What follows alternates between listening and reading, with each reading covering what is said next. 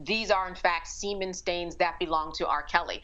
The problem with this is, when did this happen, right? When did, and do they believe this particular witness? If we go back, she was one of the first women to testify in this case with details that went on behind the scene. She was also the one to have lied about her age. So when we look at all those moving parts, you have to think, how was the jury receiving this? She also received monies already in terms of cases that she has filed against R. Kelly, and they settled them out of court. So when we look at this T-shirt, and if it does in fact have semen by R. Kelly, what does that really mean? When did this T-shirt become in this situation? Is this a T-shirt that belongs to someone else? Did this actually take place to Jerhonda Pace when she was underage? So that's really what's going to be key here, just connecting the dots in this T-shirt. Otherwise, it's just a T-shirt that could be from anybody at any time, and she's just connecting her narrative to it.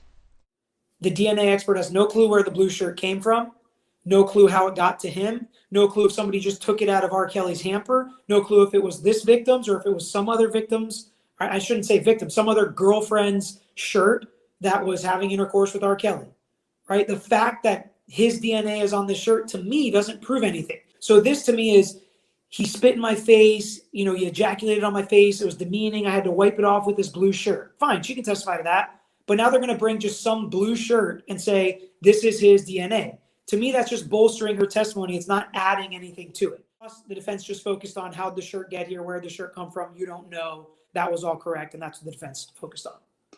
So the defense had a good day in that there was a witness that took the stand that didn't prove to be a very good witness, and you did have evidence by the Department of Homeland Security and a DNA expert, but you couldn't necessarily connect the dots that these were pieces of evidence that were connected directly to R. Kelly. So out of all the days so far, I think that this has been one of the strongest days for the defense. 3 devices, 2 iPhones, and a laptop. And there was a text that said, "You're young, there's a lot you don't know. I want to groom you and be bonded with you on December 24th, 2017. Interesting about that is the sender was unnamed. So they don't even know who sent it, if it was R. Kelly or somebody else. So I don't really know what's so strong about his testimony.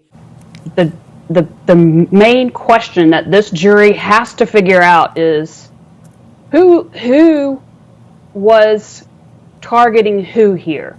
Was R. Kelly being targeted and taken advantage of because of his wealth and influence by Jane Does and their parents? One side is saying that they're being targeted, they're the victim. The other side is saying that they're the victim.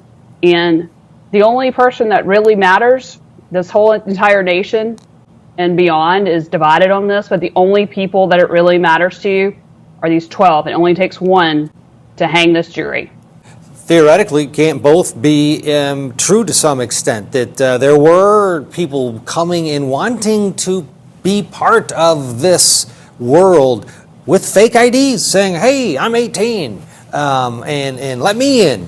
And then also, once they get in, boom, now they've gotten into something they can't handle and it's over the top. If both are true, does that create a reasonable doubt scenario for jurors potentially here? And then you add the RICO element to it. Who's really in charge? I mean, there's some people say that it wasn't R. Kelly, that the people around him were in charge. He was just living the rock star life. How complicated is this case? And at first blush, people think, oh, he's going down for sure. But then not necessarily the case, is it?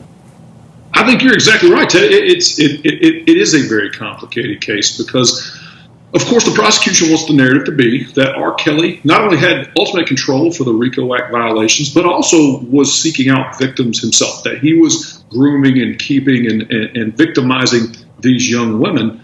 But the defense wants to make it all about how these young women tried to victimize R. Kelly. And as you both said, you and my colleague that's here, those two things can both be true. This could be a situation where a young woman who wanted to kind of live a superstar lifestyle, who wanted to see a little bit of the fame and fortune,